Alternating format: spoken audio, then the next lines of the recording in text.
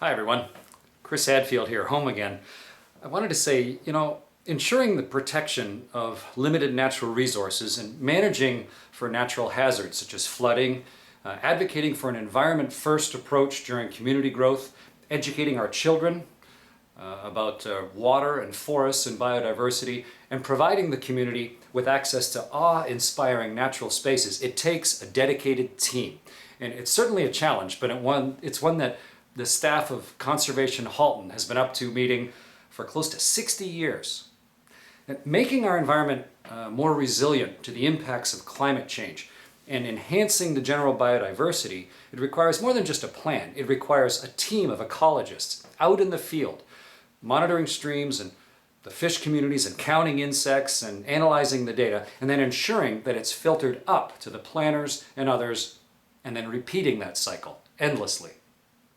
The same meticulous attention is required of the planners and the engineers, ensuring that our communities are protected from flooding and erosion, from the balancing our impacts, of course, at the same time on the drinking and the water sources, precious wetlands and forests, and that ecological gem, our Niagara escarpment.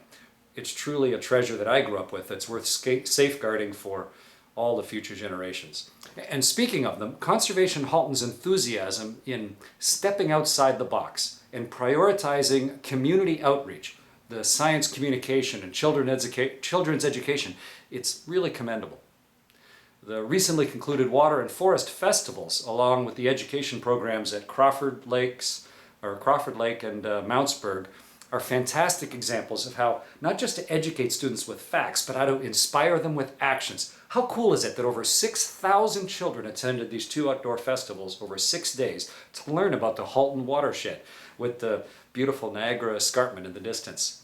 Imagine if this was our classroom. That's one of the grade 5 students said that day.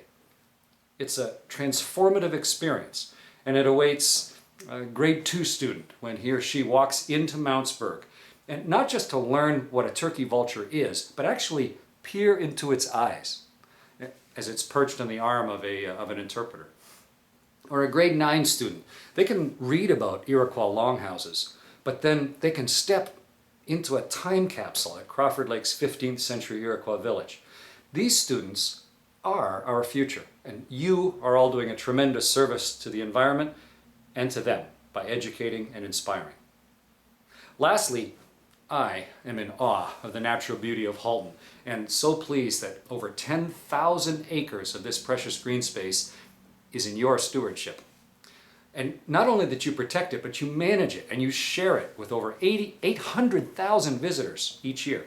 I must mention, I of course grew up at Glen Eden, skiing and instructing and teaching and racing, a wonderful resource. And I thank all the staff at Conservation Halton and at the conservation authorities throughout Ontario for helping to protect and enhance the natural environment for the present and the future generations. I thank you, and I wish you much success in the future.